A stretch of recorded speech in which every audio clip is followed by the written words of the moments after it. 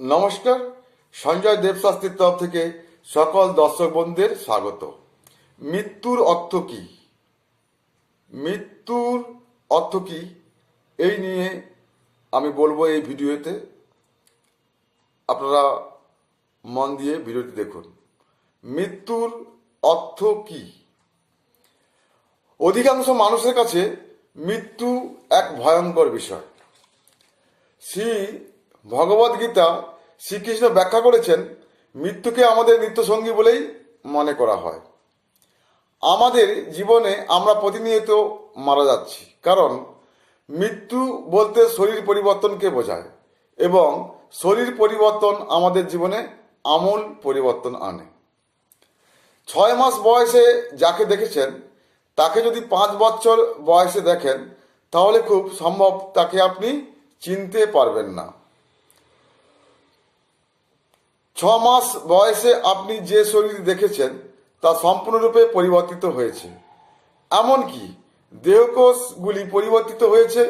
এইভাবে শিশুকাল থেকে বৃদ্ধকাল পর্যন্ত প্রতিটি শরীরই নিরন্তর পরিবর্তিত হচ্ছে। শ্রীকৃষ্ণ বলেছেন, শরীরের এই পরিবর্তনকে মৃত্যু বলে জানবে। আমরা ছোট থেকে বড় হচ্ছি, কৈশোর হচ্ছি, কৈশোর থেকে যুবক হচ্ছি, যুবক থেকে মধ্যবয়সী হচ্ছি, মধ্যবয়স থেকে বয়স্ক হচ্ছি, তারপর আমাদের মৃত্যু ঘটছে। কিন্তু এই যে লেভেল, পরিবর্তনের লেভেল, এর প্রতিটা ক্ষেত্রেই আপনাকে ধরে নিতে হবে যে আমাদের প্রতিটা সময় মৃত্যু হচ্ছে। যত দিন যাচ্ছে আমাদের প্রতিটা সময় মৃত্যু হচ্ছে। ঠিক যেমন কেউ শৈশব থেকে যৌবন, জীবন থেকে বার্ধক্য, এইভাবেই মৃত্যুর সময় এক দেহ থেকে অন্য দেহ গ্রহণ করে। দেহ যেভাবে কুমার, যৌবন ও জোড়ার মাধ্যমে তার রূপ পরিবর্তন করে চলে, মৃত্যুকালে তেমনি ওই দেহী মানে আত্মা এক দেহ থেকে অন্য দেহ দেহান্তরিত হয়। মৃত্যু বলতে দেহের পরিবর্তন বোঝায়। প্রকৃতপক্ষে আমাদের দেহ প্রতি মুহূর্তে পরিবর্তন হয়, ফলে প্রত্যেকে মৃত্যুর দিকে দ্রুত ধাবিত হচ্ছে। আমাদের যে বয়স হচ্ছে, যে আমাদের কোষগুলো পরিবর্তন হচ্ছে, তার ফলে আমাদের মৃত্যু প্রতিনিয়ত হয়ে চলেছে। নতুন জন্মের মাধ্যমে যেমন আমাদের দেহ পরিবর্তন হয়, তেমনি মৃত্যুর মাধ্যমে আমাদের দেহ পরিবর্তন হয়। যখন আমাদের দেহ বৃদ্ধ হয় এবং আর ব্যবহারের উপযোগী থাকে না, তখন আত্মা দেহ পরিত্যাগ করে, পূর্বে কর্মানুসারে নতুন দেহ প্রাপ্ত করে। দেখুন, আমরা যখন জামা পরি, নতুন জামা পরি, তখন পুরনো জামা ছেড়ে নতুন জামা পরি।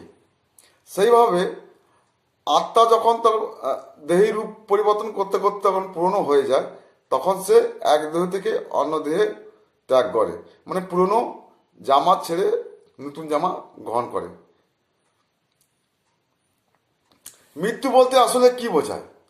কিছু মানুষের মনে করে যে মৃত্যু মানে সব কিছু শেষ।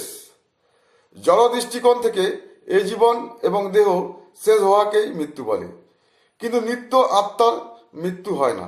নিত্য আত্মার, আমাদের যে আত্মা, আমরা যে কথা বলছি যে আত্মা, এই আত্মা কিন্তু আমাদের মৃত্যু হয় না। আমাদের শরীরটা চলে যায়, নষ্ট হয়ে যায়, কিন্তু আমাদের এই যে কথা বলছি যে আত্মা, এই আত্মাটা কিন্তু আমাদের অমর হয়ে থাকে।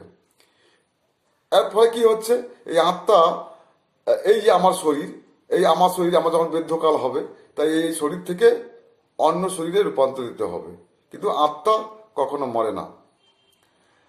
কেউ মারা যাওয়ার পর তার দেহে ছাইয়ে পরিণত হয়, তখন আর কোনো কিছুর অস্তিত্ব থাকে না।